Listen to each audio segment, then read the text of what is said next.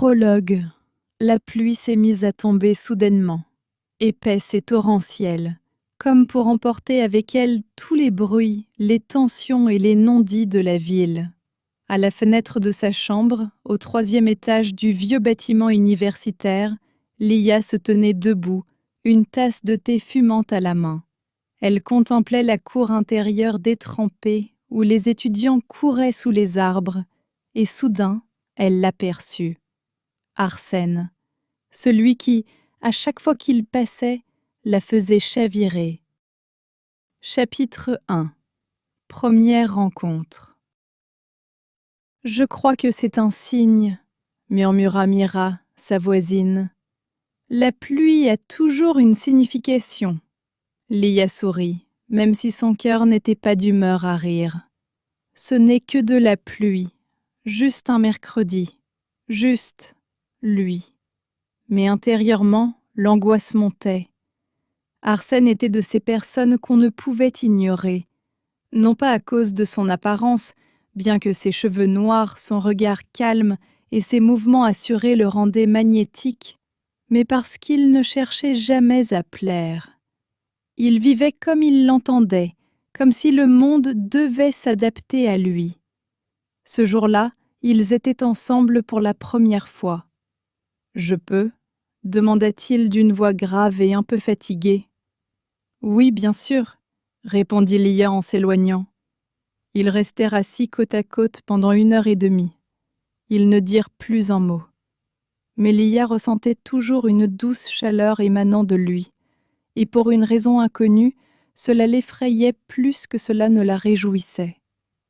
Après le couple, il la rattrapa dans le couloir. « Tu es Lia ?»« Oui. »« Ce nom te va bien. Il me fait un peu penser à la pluie. » Elle n'eut pas le temps de répondre. Il était déjà parti. Chapitre 2. Une promenade inattendue. Le soir venu, la lumière s'éteignit dans le dortoir. Mira rit. Quelle obscurité romantique! Allons faire un tour. Peut-être que quelqu'un d'autre se promène sans lampe. Lia prit la lampe et sortit dans la cour. La pluie avait cessé, mais l'air était encore imprégné de l'odeur de l'herbe mouillée et des chemins chauds.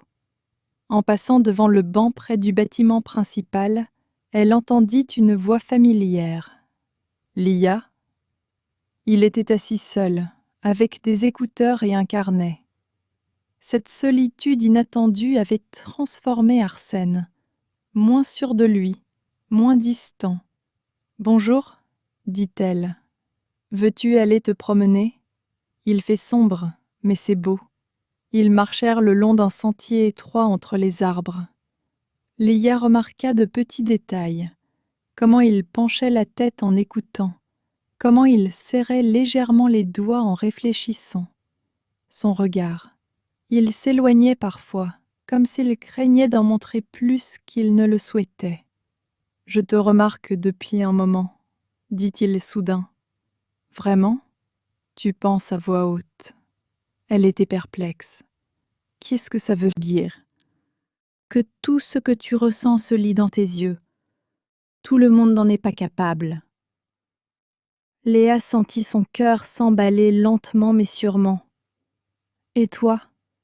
demanda-t-elle doucement. « Tu penses à voix haute, toi aussi ?»« Non, moi, au contraire, trop discrètement. » De retour au dortoir, la pluie se remit à tomber en bruine, mais plus faiblement. Arsène la regarda. « Bonne nuit, ma belle. »« Bonne nuit, Arsène. » Chapitre 3. Les mots qui arrivent tard. Les jours suivants furent étranges. Parfois, Arsène lui parlait longuement, de musique, d'enfance, de livres, de rêves. Parfois il disparaissait tout simplement, comme s'il vivait dans son propre monde invisible. Mais Lia attendit malgré tout. Un soir, il écrivit « Viens sur le toit du vieil immeuble, on peut voir la ville et l'orage d'ici. » Lia monta les escaliers qui grinçaient comme s'ils allaient s'effondrer. Arrivée sur le toit, Arsène était assis au bord, les pieds dans le vide. « Tu n'as pas le vertige » demanda-t-elle en s'approchant. « J'ai seulement peur de te perdre. » Des éclairs lointains zébraient le ciel au-dessus de la ville, mais la pluie n'avait pas encore commencé. L'air était lourd, comme avant une confession importante. « Pourquoi m'as-tu appelé » Lia demanda.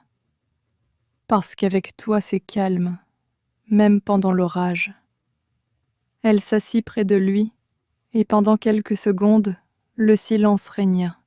« Parfois j'ai l'impression que tu t'enfuis, » dit-elle. « Moi ?» Arsène sourit, mais son regard était grave. « Je ne m'enfuis pas.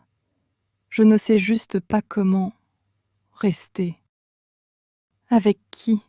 lâcha-t-elle. Il la regarda droit dans les yeux. « Avec toi. » Chapitre 4. Quand deux âmes se rencontrent. Après cette nuit, un lien discret mais fort se tissa entre eux. Ils se voyaient tous les jours, tantôt à la bibliothèque, tantôt au café, tantôt au bord du lac derrière le dortoir. Parfois, Arsène devenait froid et silencieux, puis il redevenait comme s'il avait peur de la perdre ne serait-ce qu'un instant. Un soir, ils étaient assis dans sa chambre. Une fine pluie tombait dehors, la lumière de la lampe éclairant doucement leurs visages. Leurs visages. « Lia, » dit-il soudain, « je ne suis pas parfait. Tu le sais. » « Qui est parfait ? » ?»« J'ai mes ombres, les miennes. Après. » »« Après quoi ? » ?»« Après tout. » Il n'expliqua rien, mais elle n'insista pas. « Je n'ai pas besoin d'une personne parfaite. J'ai besoin d'une personne authentique, » répondit Lia. Arsène se pencha vers elle, effleurant son front du sien. Cela faisait longtemps qu'il ne l'avait pas embrassée. Il respirait simplement le même air. « Tu n'imagines pas à quel point tes paroles sont dangereuses, » murmura-t-il. « Pour qui ? Pour moi. » C'est alors qu'il l'embrassa pour la première fois, doucement, lentement, s'il craignait de briser quelque chose de fragile. Chapitre 5. Si le cœur parle trop. Même les personnes les plus proches peuvent blesser. Un jour, Arsène ne vint pas à la réunion. Il ne répondit pas au message. Il ne répondit pas le lendemain, ni les 3 jours suivants. Lia sentit son cœur se vider. Le 4e jour, elle le trouva au même endroit sur le toit. Il était assis, les épaules affaissées, comme s'il avait renoncé à un combat dont personne n'avait connaissance. « Où étais-tu » demanda-t-elle d'une voix tremblante, retenant ses larmes. Arsène ne la regarda pas. « J'ai pensé que ce serait mieux ainsi. » « Quoi exactement ? Disparaître ?» Il finit par lever les yeux. « Je ne veux pas t'entraîner dans mes problèmes. Tu es trop lumineuse pour toute l'obscurité qui est en moi. Tu as décidé pour moi ?» Lia releva la tête. « Tu as décidé que je ne pouvais pas le supporter, que je n'étais pas digne de la vérité. » Il resta silencieux. « Je ne veux pas être protégée de toi, je veux être là, » dit-elle, « même s'il fait sombre, même si ce n'est pas facile. » Arsène prit lentement ses mains. « Je suis désolée. C'est difficile pour moi d'apprendre à être avec quelqu'un après ce qui s'est passé. Je ne suis pas ton passé, Arsène. Je suis ton présent. » Chapitre 6. Le matin d'après les larmes, les semaines suivantes furent particulières pour eux. Il se promenait le matin, quand la ville s'éveillait encore. Il regardait des films, restait assis en silence, écoutait la pluie. Arsène écrivait des phrases sur Lia dans un carnet, mais il ne la laissait pas les lire.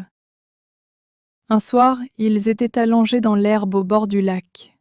« Pourquoi écris-tu » demanda-t-elle. « Parce que je ne m'enfuis pas. J'écris, donc je pars. Et tu vas me quitter ? J'en ai envie. J'ai peur, et j'en ai toujours envie. » Elle posa sa tête sur sa poitrine, sentant le rythme régulier et calme de son cœur. « Ne t'enfuis pas, Arsène. Je ne partirai pas. Si tu me promets de ne pas partir le premier, je ne partirai pas. » Chapitre 7. L'orage qui change tout. La nuit était lourde. Un véritable orage s'abattait sur la ville. Le vent s'abattait sur les fenêtres.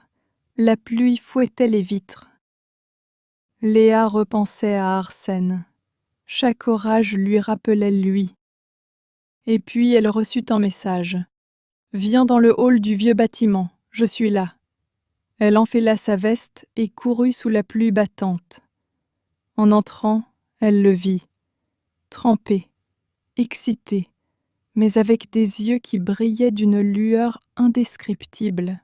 « Je pensais à nous, dit-il aussitôt, à ce que tu as dit, à ma fuite.